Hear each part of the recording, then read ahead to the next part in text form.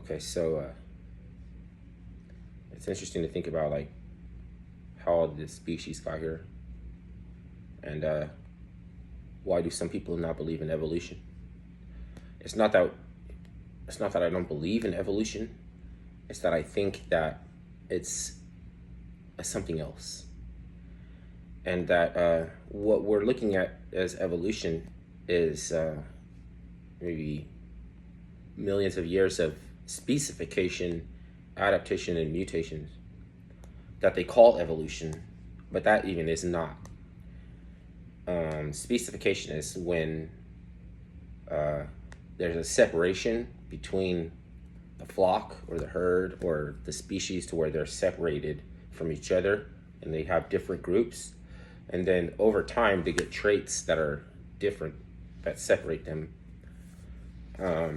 Like blackbirds, 50 miles away, they have like a little red sash or something like underneath their wing or something like that. Where the blackbirds in this area have like a brown chest and little white spots, and they're still blackbird. They're all blackbirds. That's called specification. It's not evolution. There's, but the other the people think mutations cause evolution, but not. It's not evolution on the macrocosm. A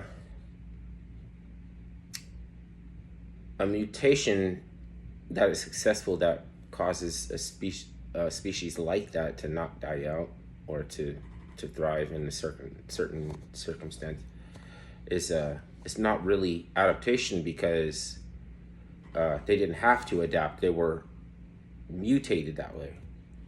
And mutations are usually a defect, but and sometimes it works. So where it works, then the species will take on that characteristic. That's not the same thing. So why would I say that's not the same thing? Because what other example of evolution is there? And it's the ability to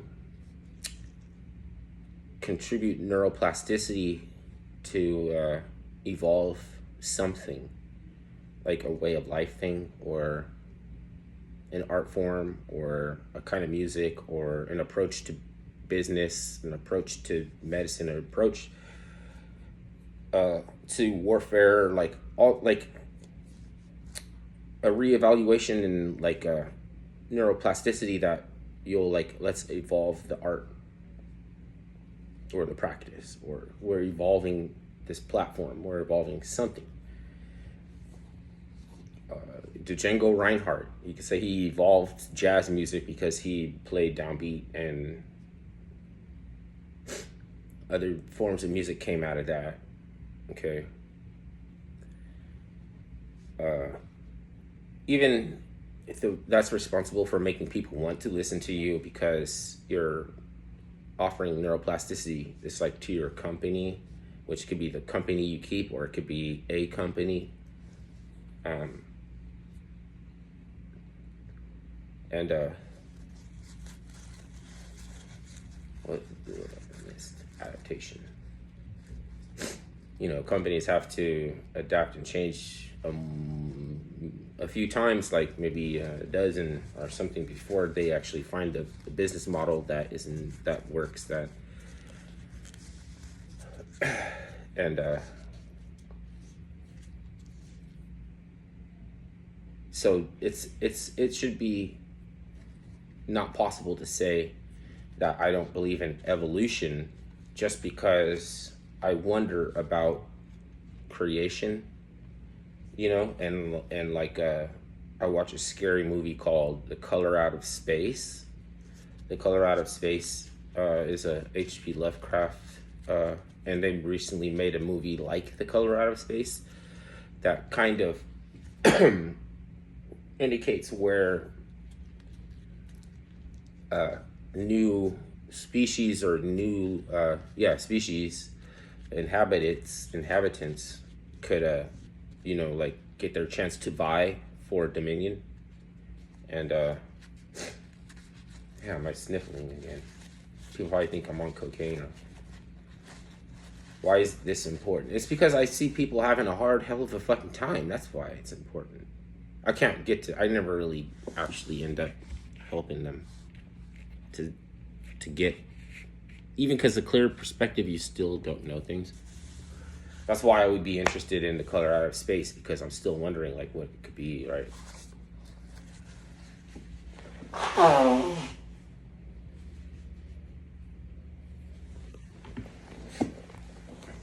And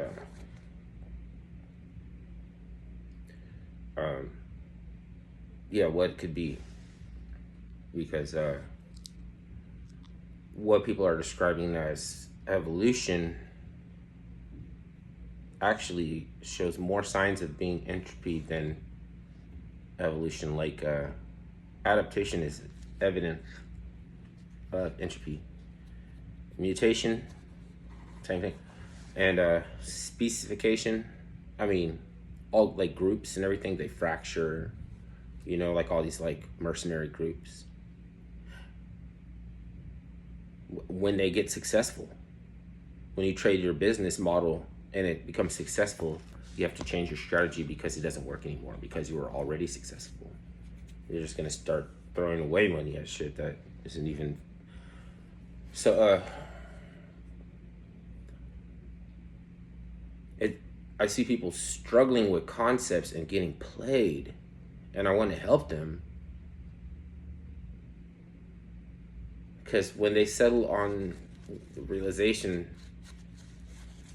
they think you're stupid for not believing with them in evolution, or how. And this is the thing: if one of us is playing one-upmanship, and one of us is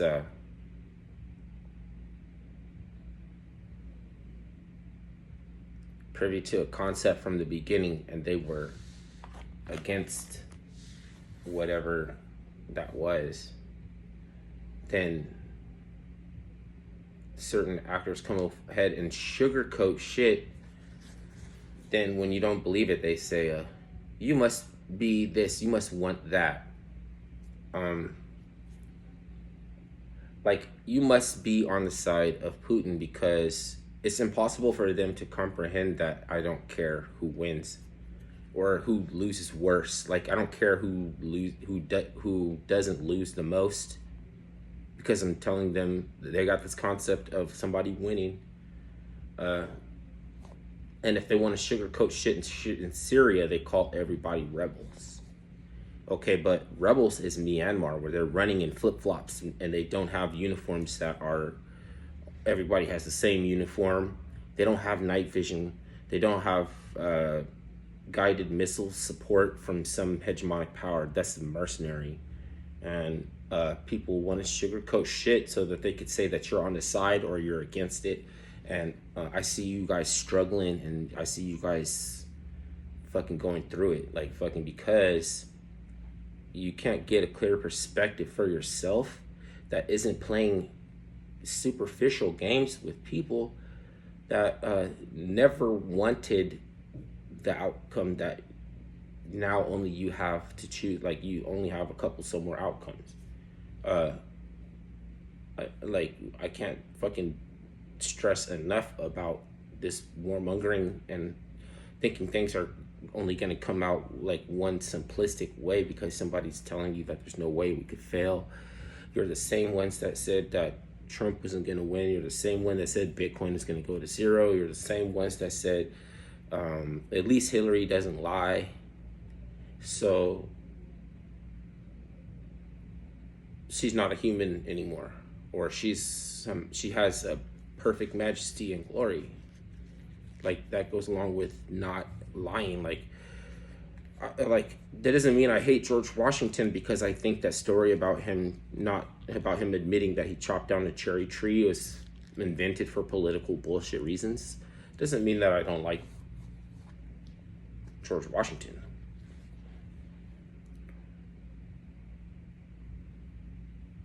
But Could it mean that if you're willing to play these like placative games for, that are like little brother siblings trying to get a rise out of each other, but you're juggling the consequences of the fate of mankind or some shit like that? If there's a standard for not being the accuser because three people came together, you know, the accuser sure is the definition of what the Judeo-Christian definition of Satan means, the accuser. There's a different one that just means like ash, you know, ashes, soot on, Satan, soot, ash, carbon, changing states. Kundalini burns up and leaves ashes. Like, where does a kundalini come from? I don't know. That's you. You have a kundalini. Where do you come from? Before you had a physical state that could burn up and leave ashes. But I'm not trying to make a statement that one or the other is wrong. It's a science thing. If you hold carbon up to a Bunsen burner or something, it'll tell you what states of carbon. Like, there's different changes, chemical processes in different forms of carbon. It's changing, but when you look at it, it doesn't appear to be changing. And if you want to see the makeup, the chemical makeup of it, there's colors that are reverberation from the burning off of carbon under a Bunsen burner, and it'll tell you, like the same way stars tell you what's in those stars are comprised of, because of the colors, and they flash and they pixelate in a way that they can read it and decode it and say, oh, you're made of magnesium, whatever shit. And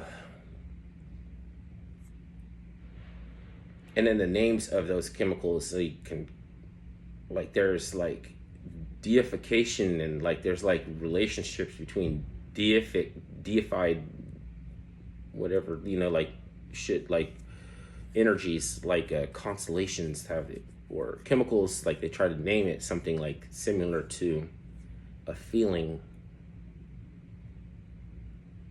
but it's so scientific though.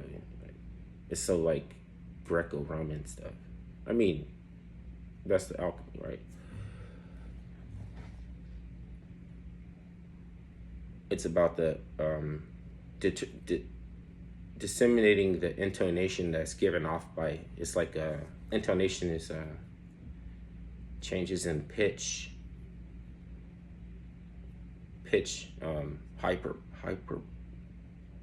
hyperbolic states, wavelengths, frequency, and stuff like that.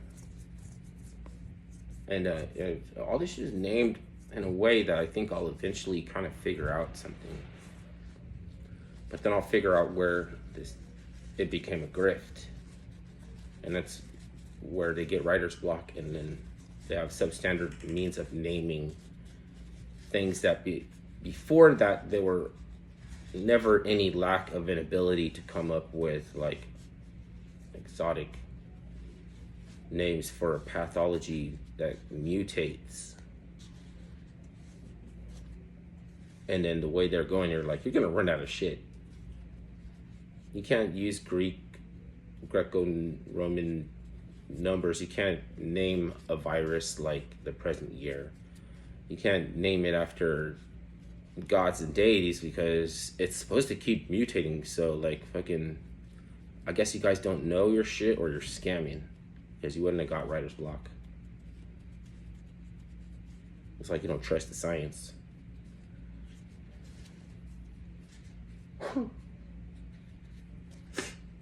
Well, I trust that if you need science, that it's because you have a question about something and you want to use a modicum of control to look for unique iteration that could be a variable that will tell you something you didn't know.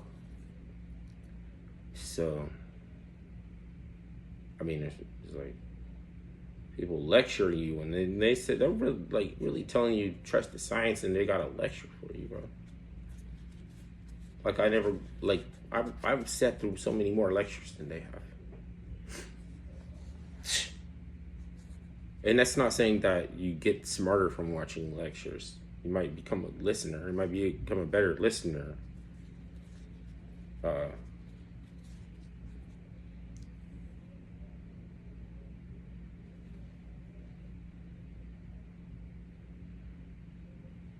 so, I mean, go watch The Color Out of Space. It's pretty interesting. I'm not saying that's the origin of species on the planet. Just saying it's pretty interesting. And that's it. I cannot continue.